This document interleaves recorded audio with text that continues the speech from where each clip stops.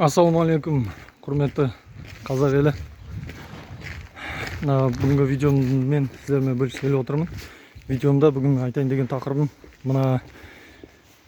қазір Қазақстанымызда жалпы келіп отқан басқа да елдің азаматтары бар. Сол мысалға индус елі, үнді елінен соң жаңа Қытай елінен адамдар көптеп келіп жатыр.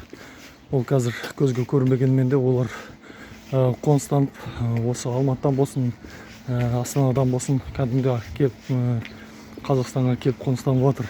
Енді олар қазір келгенмен қоймай, олар уже сондай жаңағыдай зауыт фабрикаларды ашып жатыр. Сол ашқанға ақша бөліп кәдімгідей үлкен қаражаттар жұмсап жатыр.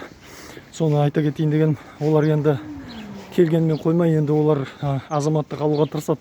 Алар азаматтық алуға соң жаңағыдай біздің қыздарымызды алуға тырысады. Қыздарымызды алып соң жаңағыдай осы жерде тұрақталып қалуға тырысады.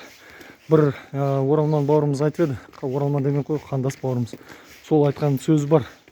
Бұл Қытай халқы өте қиын халық, олар бір кіріп алса шықпайды деген.